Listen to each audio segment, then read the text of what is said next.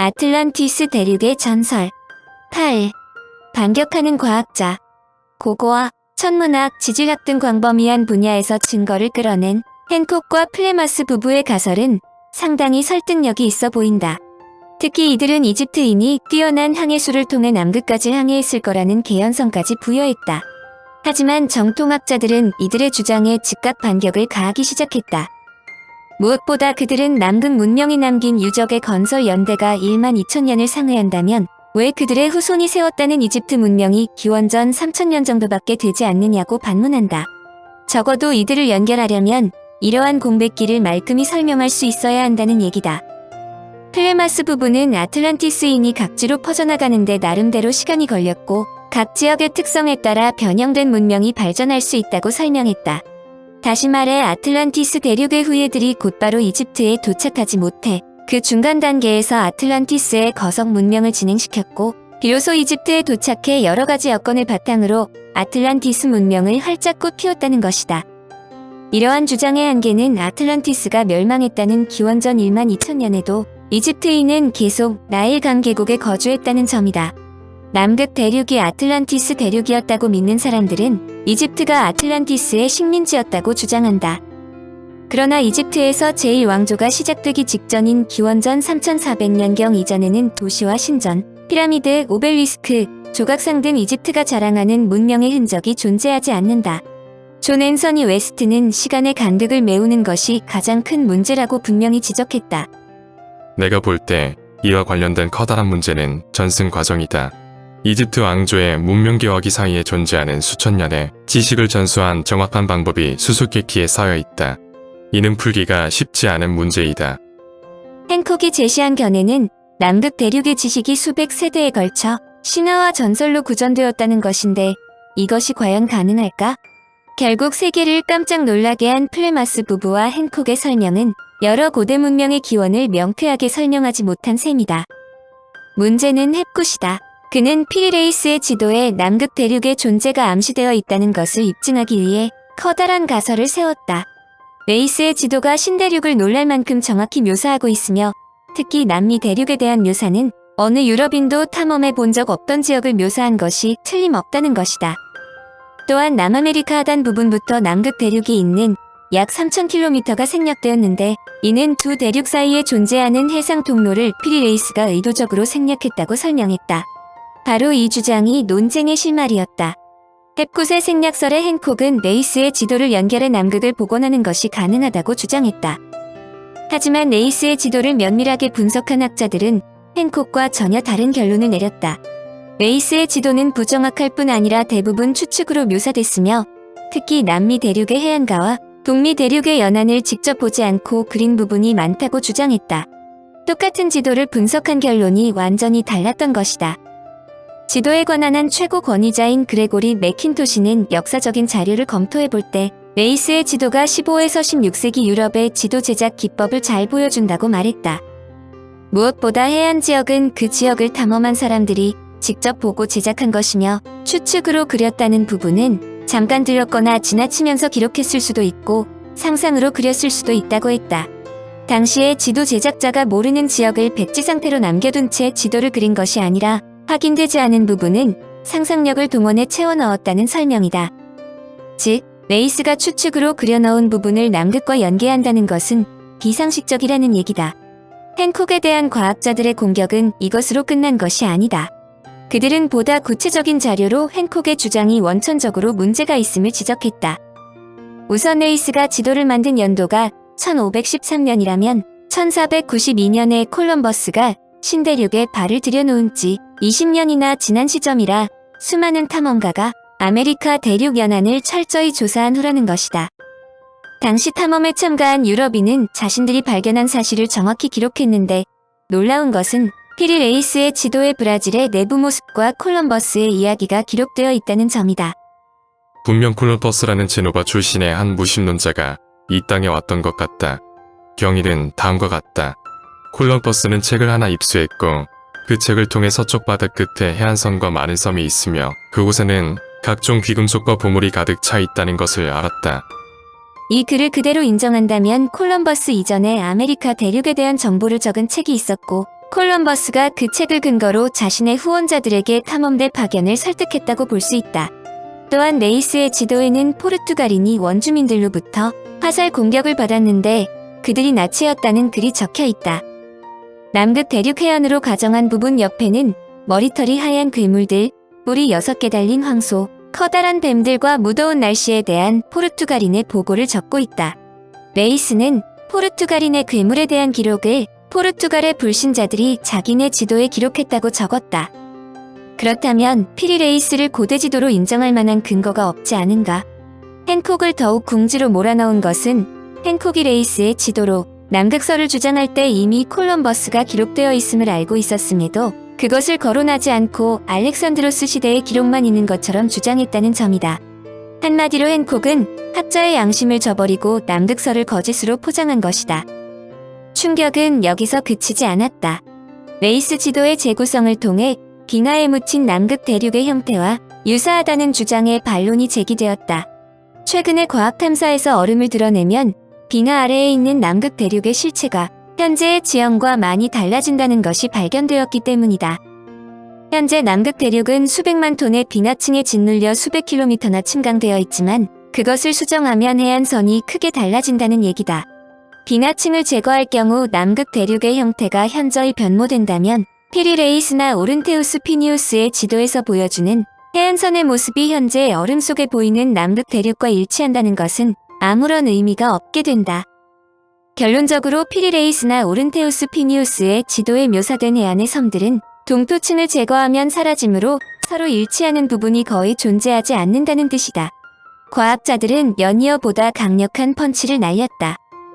아틀란티스가 남극 대륙이라는 지금까지의 설명은 남극 대륙이 기원전 1만 3천년 이전에 빙하에 덮여 있었지만 그 뒤 점진적으로 빙하가 줄었다는 것이 전제 조건이다.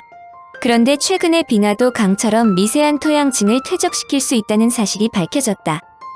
즉, 남극 대륙이 지질학적으로 최근 역사에서 빙하가 없는 시대를 거쳤다는 추정을 할 필요가 없어진 것이다. 여러 층의 빙하에서 발견된 자료에 따르면 남극 대륙이 최소한 10만 년 이상 빙하에 덮여 있었다는 사실이 분명해진다. 과학의 발전을 통해 알게 된 진실은 이집트인이 남극까지 항해했더라도 얼음에 덮이지 않은 남극 대륙을 직접 보았다는 대전제 자체가 성립하지 않으며 이로써 남극 대륙에 초고대 문명이 존재했다는 지금까지의 가설은 원천적으로 성립하지 않게 된다. 플라톤의 짜깁기로 태어난 아틀란티스. 아틀란티스 대륙 신봉자들의 집요한 추적에도 불구하고 결정적인 증거가 발견되지 않자 또다시 플라톤의 이야기는 철학적 창작물이라는 견해가 학자들의 지지를 받기 시작했다. 캠프는 잃어버린 대륙이라는 저서에서 플라톤의 이야기를 분석하며 플라톤의 이야기는 정치적, 역사적, 과학적, 가공의 산물이다.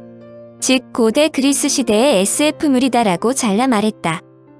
토마스 모어의 유토피아, 조지 오웰의 1984처럼 플라톤이 당시의 아테네 사회를 비난하기 위한 목적으로 여러 사건들과 멸망에 대한 전설 등을 조합해 아틀란티스라는 그럴싸한 가상의 나라를 만든 선전이라는 주장이다. 플라톤은 평생 아테네의 해군을 상당히 비난했다. 아테네의 군대가 중장보병에서 해군 중심으로 바뀌었는데 문제는 노잡이다. 당시 해군의 갤리선의 노잡이는 매우 힘든 작업이므로 이들 노잡이를 충당하기 위해 무산자들을 동원해야 했고 이 무산자들이 정치적 영향력을 얻으면서 민주주의 체제로 이동하고 있었다. 그런데 플라톤은 이런 민주주의를 겨냥해 아테네가 악덕에 차 있다고 비난할 정도로 아테네의 민주주의와 해군을 부정적으로 인식했다. 일부 학자들은 이런 배경 속에서 설명되는 아틀란티스 전설이 담긴 플라톤의 크리티아스는 반민주주의 정서를 담고 있다고 설명한다. 크리티아스라는 제목은 플라톤의 오촌 당숙인 크리티아스의 이름을 딴 것인데 그는 펠로폰네소스 전쟁 말기에 스파르타와 결탁해 30인 참주가 되어 아테네의 민주주의를 파괴하고 해군을 해체하며 무산자들을 탄압하다가 그 반발로 일어난 민주주의 혁명에 죽은 독재자였다. 이런 사람의 이름을 따 제목을 지었다는 자체가 의심받을 만하다는 것이다. 여하튼 크리티아스 이후 민주주의를 회복한 아테네는 스파르타와 맞서기 위해 해군을 재건하려고 한다. 당시 부유층 1200명을 모아 갤리선 함대를 구축하는 경비를 부담시키려고 했는데 아틀란티스의 함대도 딱 1200척이다. 그런데 플라톤이 태어나던 무렵 아틀란테라는 이름의 섬이 지진과 해일로 두 동강이 난 사건도 있었다. 스파르타 함대의 전멸과는 별개로 아틀란테라는 섬이 아틀란티스가 물에 잠겨 사라졌다는 이야기의 모티브가 되었을 가능성도 존재한다는 주장도 있다. 여하튼 아틀란티스 이야기는 플라톤이 지어낸 허구이고 아틀란티스에 관한 특정 설명은 플라톤 개인의 반민주주의 성향을 시사하거나 플라톤이 여러 가지 이야기를 짜깁게 하여 만들어냈을 가능성이 높다는 지적이다. 물론 이 주장에 반대하는 의견도 만만치 않다. 플라톤이 반민주주의 선동에 진짜 목적을 두었다면 기존의 신화를 변형시키거나 단순한 전설에 대한 기록보다는 당대의 인기를 끌었던 신화 희곡으로 각색하는 편이 훨씬 유용하다는 지적이다. 그런데 플라톤은 아틀란티스 이야기를 역사적 진실이라고 주장하면서 굳이 자기 집안의 솔론과 크리티아스의 이름을 걸고 사실이라 강변했다. 집안을 걸고 사실이라고 말하는 데는 최소한의 그 무엇이 즉 진실되는 부분이 있었기 때문이라는 것이다. 사실 플라톤은 이런 종류의 거짓말을 친 전력이 없다. 심지어 플라톤은 그런 식으로 허구를 창작해내는 행위 자체를 진실을 속이는 거짓이라고 비난하며 혐오했고 그 연장선에서 아예 시인 추방론을 주장했을 정도다. 당대의 그런 플라톤이 내로남불에 가까운 행위로 아틀란티스를 설명했다는 것은 납득하기 어렵다는 말이다. 더구나 아틀란티스에 대한 이야기가 아니라도 헤라클레스의 두 기둥 너머 거대 국가에 대한 전설은 상당히 알려진 이야기이므로 고고학자들도 이 부분에 관한 한 부정 일변도는 아니다. 정말 아무것도 없었다면 그런 전설이 계속 퍼져나올 가능성이 많지 않기 때문이다. 한마디로 아틀란티스 함대가 1200척이라는 숫자의 공통점은 있지만 솔론이 전해 들었다는 오래전 융성했던 헤라클레스의 기둥 너머의 어느 세력에 대한 전승 이야기 자체는 거짓이 아닐 수 있다는 설명이다. 계속 발견되는 아틀란티스. 아틀란티스라는 말이 워낙 매력적이므로 세계인들이 도전하는데 그 내막은 생각보다 단순하다. 실제로 아틀란티스가 존재했고 그 유적지를 찾는다면 엄청난 부와 명예를 얻을 수 있다는 것이다. 속된 말로 그들이 갖고 있던 유물 중 몇 개만 찾더라도 엄청난 환가성이 있음은 물론이다. 100년 전에 침몰한 타이타니코에서 발견한 수많은 유물들이 엄청난 가격으로 팔린 것을 보면 더욱 그러하다. 여하튼 1973년 7월 미국 캘리포니아에 본부를 둔 고대 지중해 연구회가 잃어버린 대륙 촬영의 성공, 아틀란티스 실제 란 제목으로 바닷속에서 아틀란티스 문명의 유적을 찾아냈다고 발표하자 전 세계의 언론 매체가 들썩거렸다. 그들은 스페인 대서양 연안의 카디스만 해저에서 인공도로, 대원주, 나선형 장식돌 등을 발견해 수중 촬영에 성공했다고 했다. 이 기사가 많은 사람들을 놀라게 한 것은 카디스만은 플라톤이 말하는 헤라클레스 기둥의 앞부분에 해당하기 때문이다. 이 기사는 전 세계를 흥분해 도가니로 몰아넣었지만 그 증거물인 수중 사진은 끝내 발표되지 않았다. 나중에 기자들이 판매 부수를 올리고자 근거 없는 가십거리를 만들어냈음이 밝혀졌다. 그런데 2004년 6월에 또다시 놀라운 발표가 있었다. 카디스만 부근의 늪지대를 촬영한 위성사진에서 전설 속의 섬, 아틀란티스로 보이는 지상 구조물이 발견되었다는 것이다. 독일 푸파탈 대학 라이너 코엔의 박사는 플라톤이 지상 낙원으로 묘사한 아틀란티스 섬은 사실 기원전 800년에서 500년 사이에 홍수로 휩쓸려간 카디스 부근 늪지대 마리스마 테이노우스 일대라는 것이다. 그가 보여준 인공위성 사진은 두 개의 진흙으로 이루어진 직사각형의 구조와 한때 이를 둘러싼 것으로 보이는 동심원 구조의 일부를 보여준다. 특히 이것이 플라톤이 묘사한 아틀란티스인의 은의 신전 그리고 금의 신전과 일치한다고 주장했다. 이 두 유적의 면적은 대략 925제곱미터이며 플라톤이 말한 대로 동그란 원 모양의 구조물이 주변을 둘러싸고 있다. 원래 이 위성사진은 고대사 연구가인 독일학자 베르너 비크볼트가 처음 목격한 것으로 그는 그리스인이 이 유적을 섬이라고 말했지만 그것은 해안선을 나타내는 이집트어를 섬으로 오해해서 생긴 것이라며 아틀란티스는 오늘날 스페인 남부와 연결된 대륙이었을 것이라고 추정했다. 그 증거로 비크볼트는 아틀란티스는 커다란 산맥이 연결된 지형이었고 그 산맥의 일부가 스페인의 시에라모레나 산맥과 시에라네바다 산맥까지 연결됐을 것이라고 말했다. 또한 그는 플라톤이 아틀란티스의 주산물로 구리를 꼽았는데 오늘날 시에라모레나에서도 엄청난 양의 구리가 산출되고 있다고 설명했다. 인공위성 사진에 잡힌 두 개의 신전에 대해 영국 에딘버러 대학의 토니 윌킨슨 박사는 신중하게 이야기한다. 이러한 해석에는 여러 가지 문제가 존재한다. 이 이미지에서 무엇인가 볼 수 있고 이 이미지를 가지고 여러 가지 다른 것으로 해석할 수 있는 것은 사실이다. 하지만 이 주장에는 몇 가지 논리의 비약이 있다. 지상에서 우리가 본 것에 근거하여 필요한 것은 연대 측정이다. 이 구조가 흥미롭지만 연대 측정으로 확인되지 않으면 그저 그렇게 생긴 지형 형태일 뿐이다. 그의 말은 쿠에네 박사의 강타를 날린 셈이다. 이들이 주장하는 유적은 기원전 800에서 500년 사이에 건설된 것으로 적어도 1만 년 전에 사라진 아틀란티스 대륙과는 차이가 많기 때문이다. 쿠에네 박사는 인공위성 사진과 연계될 수 있는 보안사항으로 지브랄타 해협, 즉 헤라클레스의 기둥에 위치한 진흙으로 이루어진 사주인 스파텔 섬을 아틀란티스로 지목했다. 공교롭게도 이들 지역은 11,000년 전에 바다로 가라앉았다. 플라톤은 아틀란티스에 평원이 있다고 적었는데 쿠에네 박사는 이 평원이 현재 스페인의 남부 해안선을 따라 세빌리아까지 펼쳐진 평원으로 생각하면 딱 맞아떨어진다는 것이다. 또한 플라톤이 묘사한 높은 산맥은 세에라 모레나와 시에라 네바다일 것이라고 주장했다. 특히 플라톤은 아틀란티스에서 돈과 다른 광물이 풍부하다고 적고 있는데 모레나에서 풍부하게 산출된다.